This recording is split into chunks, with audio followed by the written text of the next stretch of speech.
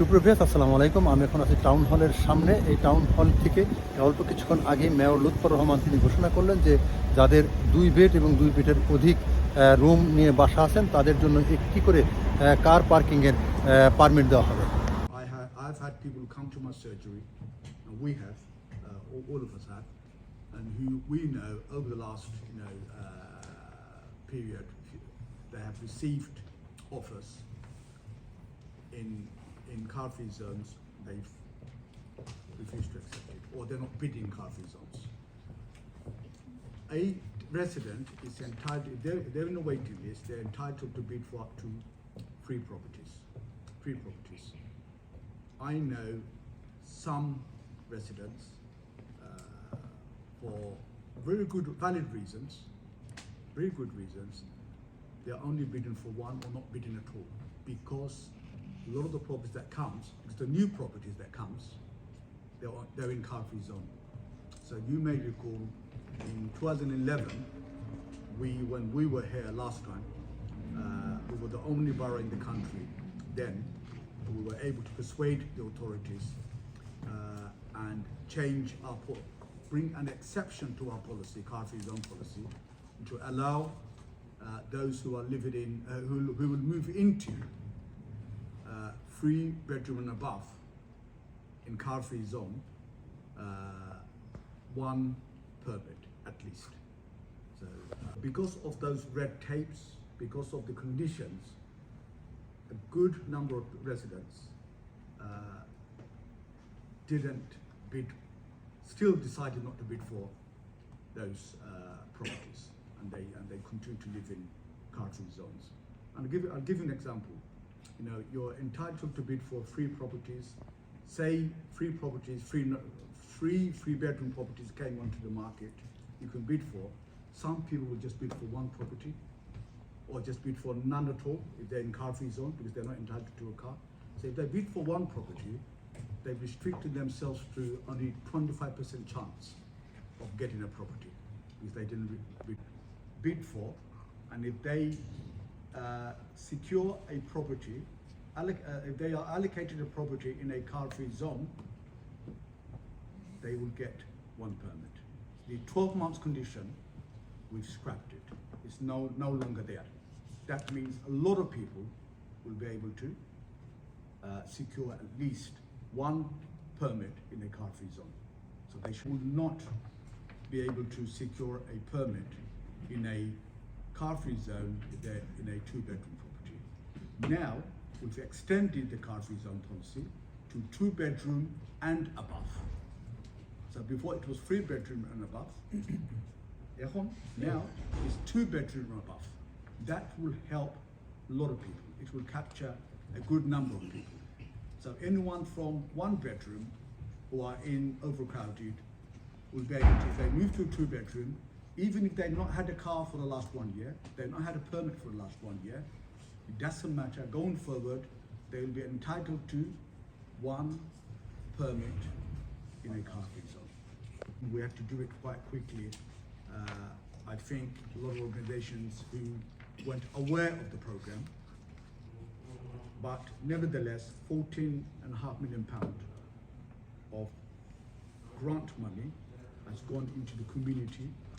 86 organizations have received that money, total of 110 projects.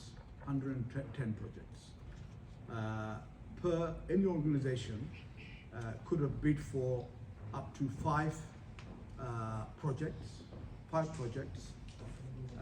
and it's a fair process. As always, officers oversaw that process, and we are hopeful that the organizations that have received the money will bring about change in the community. Is to help and support our residents, our voluntary sector, which is extremely important. They themselves bring in a lot of money, match funding money from central government and charities. By supporting them, they will help our community. So I just want to let you know. But also equally important is this. Next week, we're going to launch our small grants, a pot of maximum £900,000 So, and it consists of number of teams. So, 6 teams. So one is the Mayor and the Young Mayors Youth Empowerment Fund to support young people to design, bid and deliver at any one time. It's a small pot.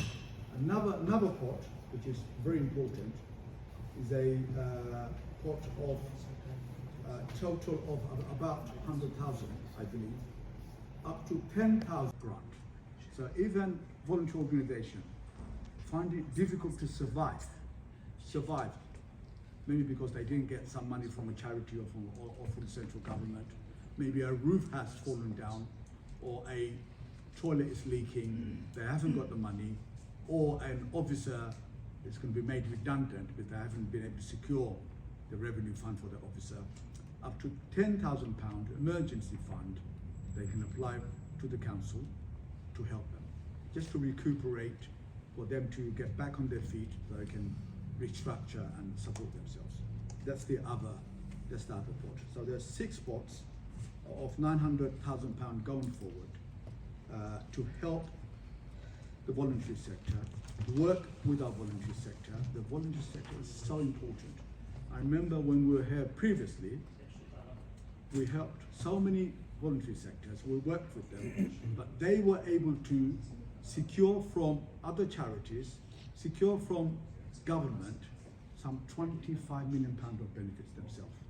So we give them small help, that they can use that money to secure other help from central government. We want our voluntary sector to get on their feet.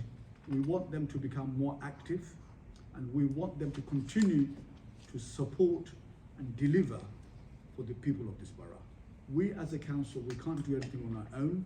We need partners, the non-governmental sector, the voluntary sector, third sector, to help us to deliver most of the services that we deliver from the centre, to support us. And they can do a lot that we can't do. So women that sort of give their life up for their family, for their loved ones, and support. They are, you know, because of my background, I am aware they are not aware of the services, if there are any services, and support that are available to them as carers, you know, informal, unpaid carers. They are saving local authorities in the billions. I mean, in the billions. of the environmental importance. At the same time, as I said, we're third lowest car user in London. Only 60 permits per year has been issued since 2011, and we are delivering at least 1,000 resident parking additional going forward. My doubt is that you might get some negative